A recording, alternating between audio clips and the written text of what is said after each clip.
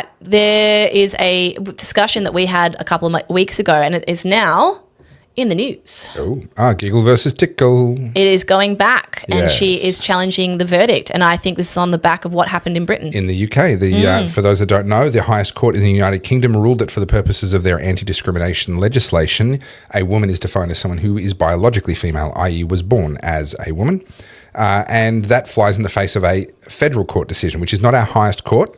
It was a federal court decision here in Australia that said that anyone who identified as a woman, a transgender woman, was a woman for the purposes of the Giggle versus Tickle court case. And now that's being appealed to which court? Do they say which court it's being appealed up to? Let's have a look. Because honestly, this is going to end up in the High Court. It is whichever way it goes. It just needs to go straight there and just get sorted out, because if it's not there yet, it will get appealed up to there. So the finding by Judge Robert Bromwich that sex is changeable and non-binary. That was the federal court decision. That was that. That's what they're appealing. Will be full court of the federal court. So it says Miss Grover's... full bench of the federal court. Miss Grover's appeal will be heard over 4 days in August in the full court of the federal court before Justices Melissa Perry, Jeffrey Kennett and Wendy Abram. Yeah. So I don't believe that's the High Court then. So if it fails there, can she then take it to the High Court? This is no matter who wins this. This is just round 2 out of what's going to be 3 rounds, because no matter who wins. How is she financing this? I believe that she's crowdfunded it. Yeah. Okay. And she has some support, because this is a pretty important issue. For those who don't issue. know, these kind of lawsuits cost millions. Oh, millions, yeah. And they drag on and they drag on. And if you're up against someone and you don't have deep pockets and they know you don't have deep pockets, they will use, there's an endless array of strategies to delay, to draw it out, to increase your costs. To send you broke, basically. To make you run out of money before you even get to a decision. So it's super important whenever someone's running a case like this, not only that they have money, but that their opponents know that they have money and know that it's effectively a bottomless pit. Yeah. Because if they know that there's a bottomless pit of money available to that person, then they won't even try those games. Yeah. Interestingly, we talked about Lily Tino on this podcast. Yeah. I find I do believe in trans people, for sure. I have no issue. I've said that on the podcast. I think there are definitely people who, I don't know, like biologically some wires get crossed and they're in the wrong body. Sure, totally understand that. But this new wave, like, look at this dude. I'm sorry, this is my opinion. This is not fact. And I look at this and go, this is a man who I would be terrified if he was in a women's change room with me. I'm sorry. As a woman, my defenses are up. Yeah. That is not someone who is trying to blend in. That is not someone who's trying to be a woman. I look at other trans people, like from yesteryear, like from 15, 20 years ago. They weren't trying to get attention. They weren't trying to get into women's spaces. They were truly just wanting to be accepted for who they are and to live their life. And they were putting an effort to not be noticed, to pass off as no worries. Yeah. And I'm so fine with that. But this shit and this Lily Tino shit, and rightfully so, these people being called out. I know nothing about Roxanne Tickle, but my instinct as a woman, that looks like someone I don't want to be alone with. I'm sorry. And when you have the unfortunate reality that there are many women who have suffered abuse in their childhoods or even in their adulthoods, to go into what should be a safe space and to have the thought of things that have happened to them previously and to feel that presence in that space, it's such an awful position to put victims of abuse into.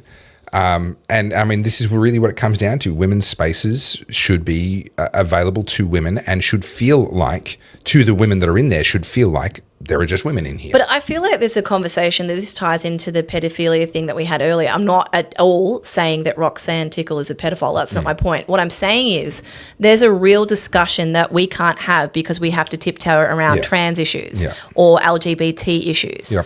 And unfortunately, we have seen far too many cases come forward in recent years. There was that was the gay couple in America that adopted 2 children and heinously abused those children. And sold photographs and videos and all kinds of things. And used to have parties and stuff, and they're now in jail. Now, the issue is, and I'm not saying all are, because this is not an all or nothing kind of discussion.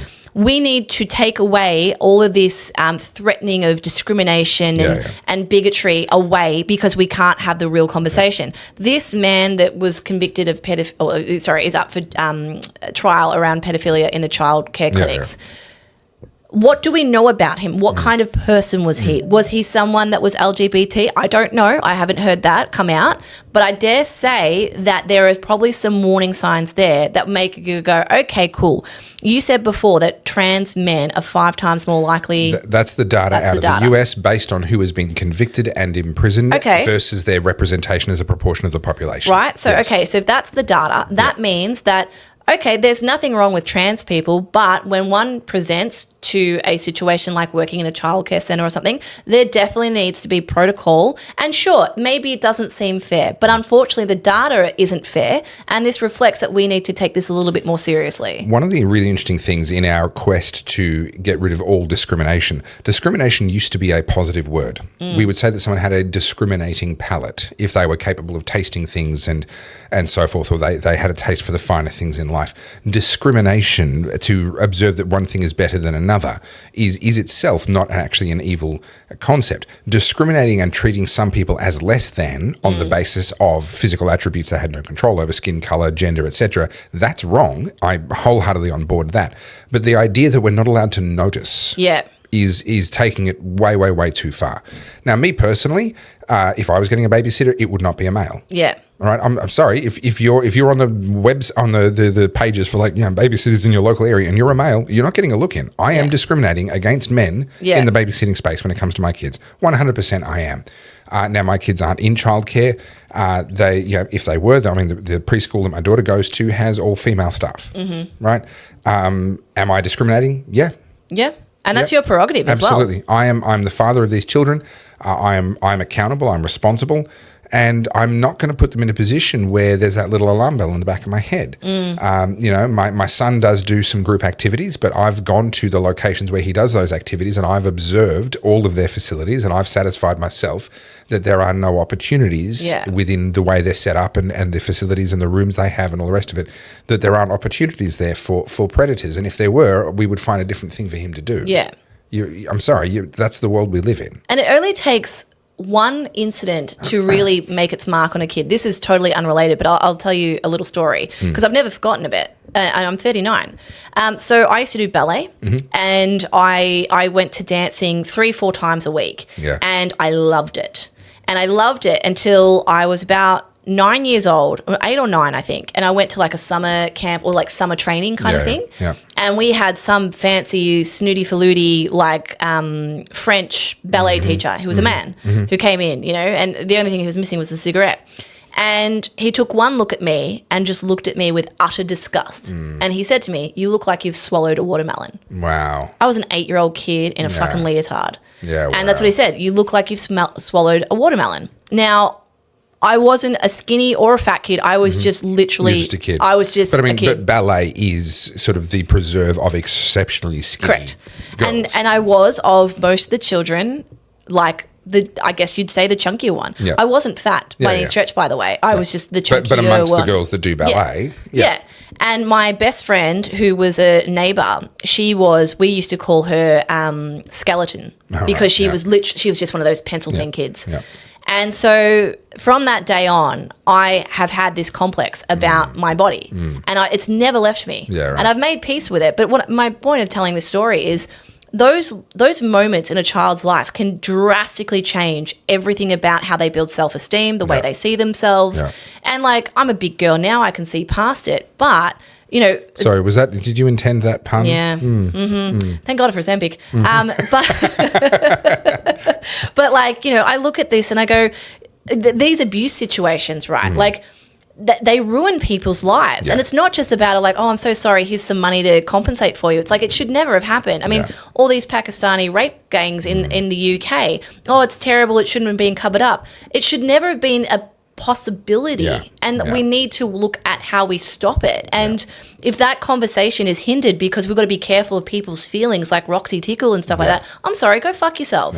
I would argue that this Tickle versus Giggle, what's happening with Epstein and his list, if there's no list, then what exactly is Ghislaine Maxwell jail in prison for 20 years? And what about her 97-page little black book that apparently had over the names and contact details of over 2,000 people in it? Not that every single one of them is going to be a client, but there's a list. Like there's people that we could start looking into. Those issues plus this pedophile in Melbourne in the childcare centres, plus the grooming gangs in the UK, all of those are different expressions of the same issue. Yep. And that is that for years now, we have not been allowed to tell the truth about what's staring us in the face. Yep. And we have not been allowed to notice the differences in behaviour.